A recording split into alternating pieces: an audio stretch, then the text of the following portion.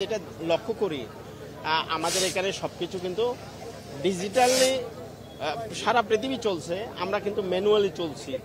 এখানে দেখুন একটা ব্যাপার হলো যে ট্রেনটি যখন উঠে আসে, যদি অটো সিগন্যালিং ব্যবস্থা থাকতো তাহলে কিন্তু ট্রেনটা উঠে আসবার কথা না। যখন যানবাহন রাস্তায় উপস্থিত, যখন এই রেলপথটাকে আমরা দুভাবে ব্যবহার করছি। একটা হলো যে আমরা ট্রেন চালাচ্ছি, আবার ট্রেন চলে যাওয়ার পরে যানবাহন চালাচ্ছি।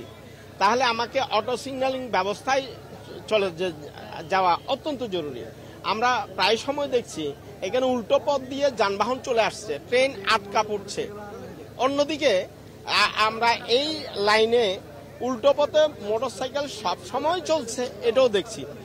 যখনই একটা মোটরসাইকেল অ্যাক্সিডেন্ট করে তখন কিন্তু অন্যান্য যানবাহনগুলো আটকা পড়ে যায়। আজকে যেটা ঘটেছে এটা আমি রেল বিভাগের স্পষ্টত গাফিলতি এখানে ফুটে ওঠে। এখানে দেখতে পাচ্ছি যখনই যানবাহন রাস্তার উপর উপস্থিত তখন সিগন্যাল না মেনেই কিন্তু ট্রেনটা চলে এসছে।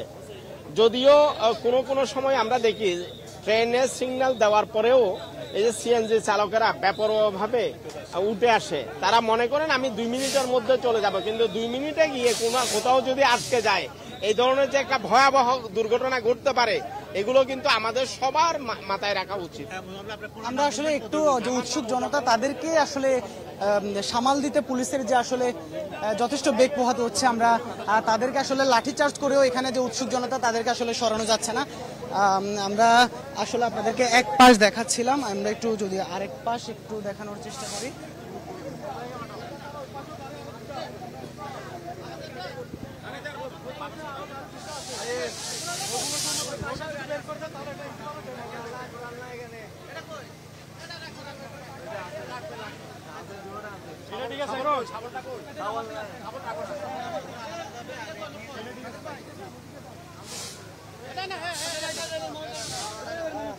দর্শক, আমরা আছি এই মুহূর্তে কালুরঘাট সেতুতে, যেখানে আমরা যে ট্রেনের সাথে মূলত এই যে দুর্ঘটনাটি ঘটে সেটি আসলে কক্সবাজার থেকে ছেড়ে আসা যে ট্রেন, সেই ট্রেনটি আমরা এখন দেখছি।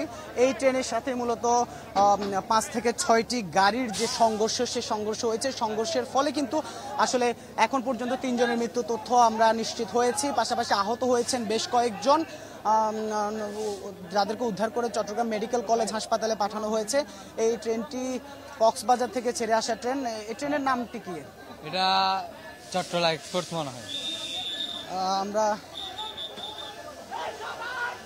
আমরা আসলে একটু অন্য পাশে এসেছি, যেখানে আসলে দেখছি যে আসলে ট্রেনের ইঞ্জিন থেকে আসলে যে ট্রেনের যে তেল সেটি আসলে বের হয়ে বাইরে ছড়িয়ে পড়েছে। আমরা একটু যদি সিএনজিটি দেখি, আসলে যে সিএনজিটি একেবারে দুমড়ে মুচড়ে গেছে ট্রেনের ধাক্কার সাথে। আমরা আসলে দেখছি যে সেটিকে সিএনজিটিকে কেটে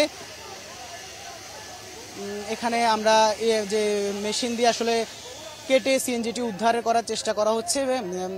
যদিও এর আগেই কিন্তু আসলে 3 জনের মৃত্যুর তথ্য নিশ্চিত হওয়া গেছে। আরও বেশ কয়েকজনকে হাসপাতালে নেওয়া হয়েছে, যাদের অনেকের হাত পা চলে গেছে এমন তথ্য আসলে পুলিশের পক্ষ থেকে জানানো হয়েছে।